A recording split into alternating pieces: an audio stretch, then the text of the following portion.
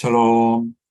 오늘은 우리의 진정한 신분이 무엇인지, 우리가 무엇을 믿고 우리가 무엇을 바라보는지에 대한 얘기를 증거하기를 원합니다. 그래서 이사야서 32장 말씀은 이 땅에 메시아가 오실 것이고, 그리고 오셨고 정의로 다스리고 존귀한 일을 하시기 때문에 메시아를 따르는 우리들도 메시아가 행하신 것처럼 거룩하고 존귀한 일을 행하라는 이 말씀을 증거하면서 은혜와 도전받기 원합니다. Who am I? 내가 누구인가라는 질문을 늘 던지라고 그랬습니다. 왜냐하면 현대처럼, 그리고 말세트처럼 속이는 자, 간사한 자, 사이비들이 참 많이 나타나서 착한 사람들, 순진한 사람들을 속이고 파멸시키려고 합니다. 나야 자신이 누구인지, 내가 받은 소명이 무엇인지를 알게 되면 참으로 어떤 유혹에서도 이겨낼 수 있습니다. 우리가 내가 누구인지 아는 것은 우리는 메시아를 기다렸고, 메시아가 온 것을 보고 앞으로 다시 오실 메시아를 기다리고 있는 그런 사람들입니다. 성경은 이 땅에 메시아가 올 것을 얘기했습니다. 구약의 예언이었죠. 보라, 장차 한 왕이 공의로 통치할 것이요. 구약 시대나 신약 시대나 현대나 인간 사이들의 어리석음과 억울함, 불의는 그때나 지금이나 넘쳐난 것 같습니다. 그런데 하나님께서는 우리들에게 불의가, 어리석음이, 간사함이 세상을 뒤엎나 할지라도 justice, 공의로 판단하고 자비로 사랑을 베풀 메시아가 이 땅에 올 테니 기다리라고 말씀하셨습니다. 그 기다린 것이 구약의 성도들이었습니다. 그런데 그 약속 때처럼 처녀가 잉타여 아들을 낳을 것이요, 사람의 관습처럼, 사람의 생각처럼 부잣집에서, 권력자의 집에서, 위대한 사람의 집에서 난 아이가 메시아로서 세상을 다니는 것이 아니라 인간의 능력과 판단을 뛰어넘는 동정녀가 어떻게 아이를 낳겠습니까?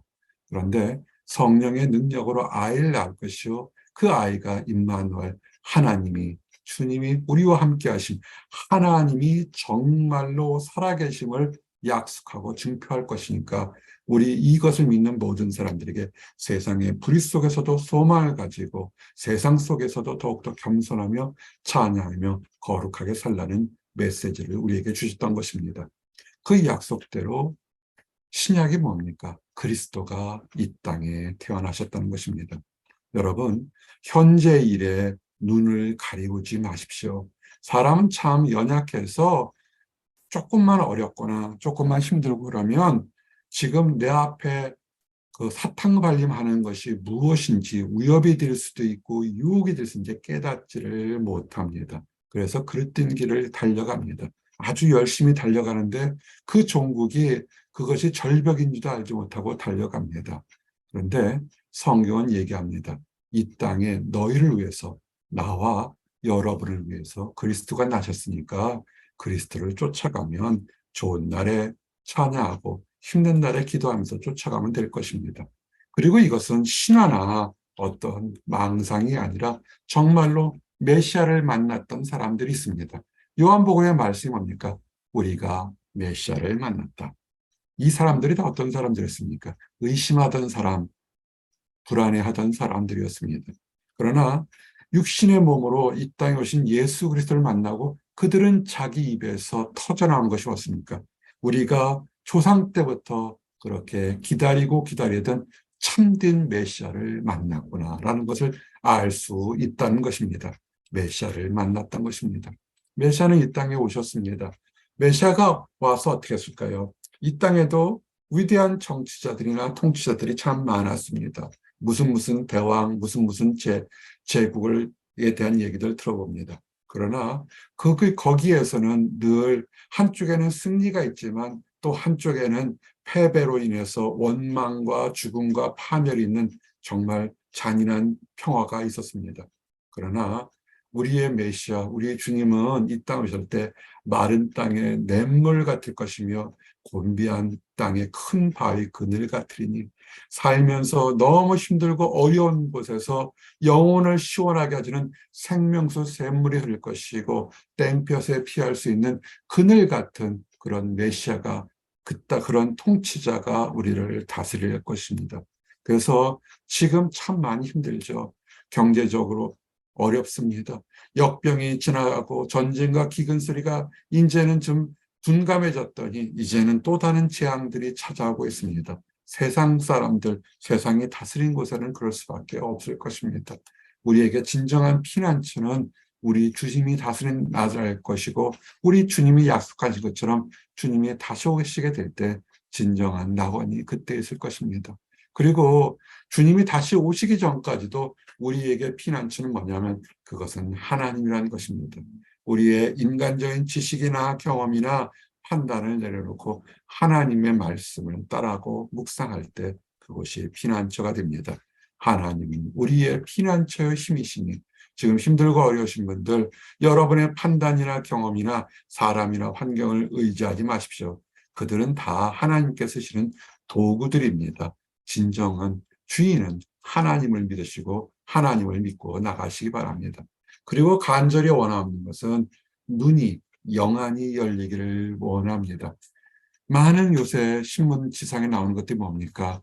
속았다는 것이죠. 그리고 어떤 이단 사입에 속한 사람들이 몹쓸 짓을 당했는데도 두려움에 떱니다.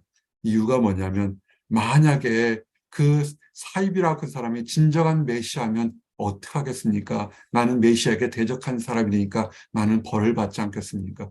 철저하게 세뇌가 되어 있죠. 영안이 닫혀 있습니다.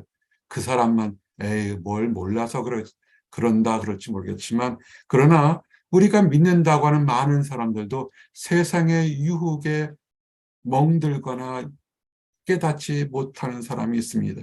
빛이 너무 강하게 되면 앞에 눈이 보이지 않죠. 운전하는 사람들이 상대방 불빛이 너무 밝게 되면 순간적으로 아무것도 보이지 않는 것 같습니다.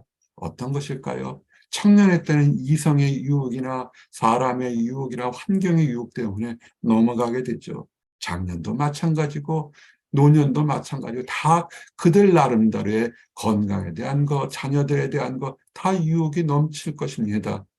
깨어 있으셔야죠. 보는 눈이 열리게 되지 않으면 그것이 어렵습니다. 근데 메시아는 뭐냐면 이 땅에서 우리가 예수 그리스도를 다시 보기 전에 또 예수님이 우리와 함께 계심을 깨닫는 것이 영안이 열려서 볼 것을 보고 들을 것을 듣는다는 것입니다. 이단 사회에 빠졌던 사람들의 안타까움은 그들이 하나님 말씀을 듣고 보고 깨닫지 못하기 때문에 지금도 공포에 떠는 것입니다. 그리고 중요한 것은 이것은 세상 지식이나 어떤 성경 공부하자고 사람들은 유혹합니다. 아니에요. 성경 공부를 통해서 깨닫는 거라면 혼자서 노력해서 자기의 노력과 열심으로 어떤 천국의 열반에 들어가는 타종교와 무엇이 다르겠습니까? 우리는 하나님께서 선물로 지식을 주신다는 것입니다.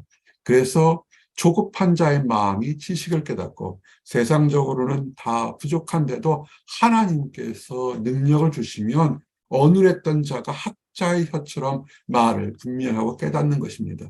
왜 유혹받고 왜 그릇된 얘기를 할까요? 성령을 받지 못하시고 성령 하나님이 인정하지 못하고 성령의 질서를 인정하지 않아서 그렇습니다.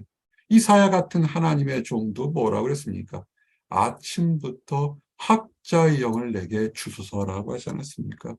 아침부터 하나님께서 아침부터 꿈속에서부터 우리를 도와주시지 않으면 우리는 세상의 유혹과 위협에 여전히 속을 수밖에 없는 부족한 존재인 것입니다.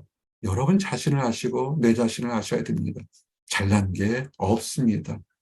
세상적으로 속이는 거예요. 과거에 조금 우쭐했던 것, 현재 우쭐했던 것으로 내가 뭐가 된 것 같지만 아니에요. 하나님이 잡아주시지 않으시면 아주 유혹에 빠지고 엉망된 소리를 하는 부족한 것입니다. 이 사회가 그래서 아침마다 깨우치시되 어쩌다 한 번 깨우친 게 아니라 매일매일 깨우치시되 나로 학자처럼 말하고 학자처럼 듣게 하라는 것입니다. 근데 참으로 안타까운 것은 깨닫지 못하는 것입니다. 그래서 이런 작은 목자 같은 사람들을 계속 사용하시는 겁니다. 수많은 하나님의 종들을 사용해서 하나님 안에서 우리의 아이덴티티 신분이 무엇인가? 어리석은 자를 다시 존귀하다 부르지 아니하겠고 학자의 영이 열리고 영안이 열리고 지혜가 있으면 사이비 같은 사람들을 보고 그 사람을 메시아라고 자칭 메시아라면서 두려움에 떨겠습니까? 절대 그렇지 않습니다. 우둔한 자를 다시 존귀한 자로 하겠습니까? 어리석은 자는 어리석었던 거예요. 분별력이 있어야죠. 분별력이 있어야 존귀한 일을 하게 됩니다. 주님이 이 땅에 오셔서 공생애가 동안 가르친 뭡니까? 병자를 고쳐주시고 기적을 한 것도 있지만 회당에서 가르치셨던 것을 기억하십시오. 더 많은 시간 회당에서 가르치시면서 참된 지혜를 가르친 것입니다. 그런데 세상은 어떻습니까? 계속 어리석은 자는 어리석은 것을 말하고 간사한 사람은 계속 간사해서 자기도 속고 따인도 속고 다들 망하게 만들려고 하는 것입니다. 세상 그러죠. 그래서 무엇이 문제냐? 하나님이 없으면 그렇게 금방금방 손바닥 뒤엎듯이 사람들의 마음을 바꾸고 뒤엎고 거짓말하는 것이 유리할지 모르겠습니다. 근데 그 사람들이 왜 어리석냐면 딱 하나를 알지 못하고 인정하지 않습니다. 말세 때에 공의의 심판이 있다는 것입니다. 열심히 거짓말하시고 열심히 속이시라고 하십시오. 그러나 말세 때 그 어떤 것도 감당하지 못할 심판이 있습니다. 공의로 세계를 심판하시며 정직으로 만민에게 판결을 내리시리이다. 인간들이 만든 법은 정치적인 해석이나 권력적인 해석에 따라서 이렇게 옳고 저렇게 틀릴 수도 있습니다. 그건 세상의 법이죠. 그렇기 때문에 세상은 거짓말하고 틀려도 뻔뻔하게 나는 내 길을 간다 주장합니다. 그러나 하나님 세계는 그렇지 않습니다. 때가 되면 누구도 부인할 수 없는 저스티스, 공의로 판단하고 심판합니다. 그리고 하나님은 그 악한 거짓말한 것들을 다 깨우치고 거짓을 망하게 만듭니다. 저스티스, 공의로 심판하기 때문에 바르게 한 것을 나오게 되죠. 그러면 나와 여러분은 어떻게 하겠습니까? 우리는 하나님의 자녀입니다. 우리의 진정한 신분은 하나님의 자녀이고 아침부터 새벽부터 하나님 계신 영으로 눈이 열리고 마음이 깨끗해졌다면 여러분 거룩한 것을 생각하십시오. 먹고 마시고 눕는 것, 우리 주님이 뭐라 했습니까? 그런 건 세상 사람들, 이방인들이 하는 것이다.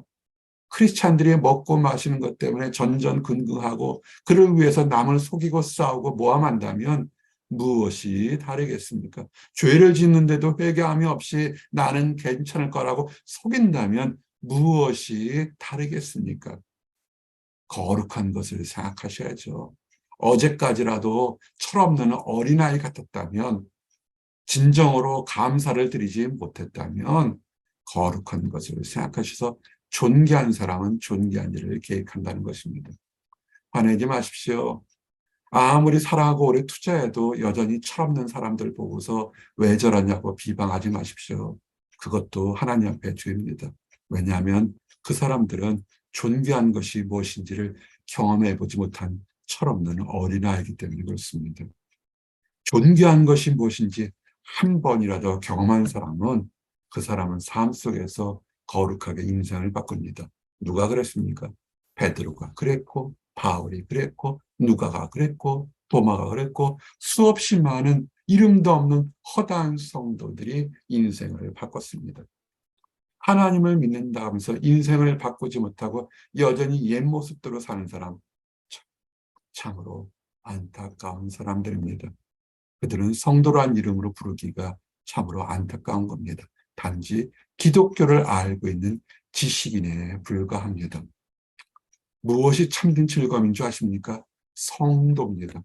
거룩한 무리입니다. 거룩한 것을 바라보는 사람들입니다. 거룩한 주님을 따라서 나도 내 가정도 내 이웃도 거룩하게 살려고 노력하는 사람, 이런 사람들이 존경받고 이런 사람들이 모이는 곳이 교회고, 이런 사람들이 땅에 있는 성도들은 존귀한 자들이니 잘 보십시오. 땅에서 직장을 가지고 취업을 가지고 출세를 한 사람이 존귀한 사람이 아니라 하나님 말씀대로 하나님 안에서 거룩한 비전을 가져서 사람들이 인정하든 인정하지 않든 유명하든 무명하든 묵묵히 하나님이라는 사람, 이런 사람들이 하나님이 존귀한 사람들인 것입니다. 만약에 여러분들에서 세상에서 공부를 잘하고 세상에서 부유하고 세상에서 오래 살고 세상에서 권력을 많이 가진 그런 사람들만이 존귀한 사람들이란 성경 기절이 있으면 저에게 가르쳐 주시면 제가 엄청나게 많은 점심 식사를 사드리겠습니다. 성경은 그렇지 않습니다. 거룩한 꿈을 가지고 거룩한 주님을 따라가며 인생을 투자하는 사람, 그 사람이 존귀한 사람이라고 얘기를 하는 것입니다. 그런 사람들이 어떤 사람일까요? 나와 여러분이 되셔야 합니다. 어떤 사람? 왕 같은 제사장인 것입니다. 세상의 왕이 아니고 세상의 종교적인 제사장이 아닌 하나님 앞에서 왕 같은 제사장으로 그 존귀와 권력과 능력을 가지는데 무엇을 하는 것이냐면 하나님의 기이한 법, 낮은 자가 높아질 수 있고 무명한 자가 거룩하고 존귀해질 수 있는 하나님의 법을 증거하며 사는 사람, 이 사람이 축복된 사람인 것입니다. 세상은 어떻게 할까요? 바쁘다. 바빠. 먹고 살기 바쁘고 험담하기 바쁘고 욕하기 바쁘고 질투하기 바쁘게 살아가는 것. 그것은 세상이고요. 우리의 진정한 신분은 왕 같은 제사장으로 하나님이 거룩하셨던 것은 우리 주님이 거룩하셨던 것은 그 거룩함을 증거하는 곳에 사는 곳에 있는 것입니다. 이제 말씀을 정리합니다. 세상은 왜 이단 사이비가 넘칠까요? 그들은 하나님 안에서 영안이 닫혀 있고 귀가 닫혀서 그렇습니다. 거룩한 꿈을 갖지 못합니다. 거룩한 꿈을 가집시오. 그 거룩한 꿈은 세상적인 잣대로도 거룩할 것이고 하나님 잣대에도 거룩한 것입니다. 속지 마십시오. 우리는 왕 같은 제사장입니다.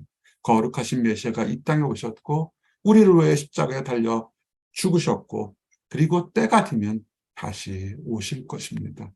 그래서 나와 여러분은 거룩한 꿈을 가지고 거룩한 삶을 살면서 거룩한 메시아 우리 주님 이 땅에 다시 오기를 기다리는 나와 여러분들이 되시기를 원합니다. 기도하시겠습니다.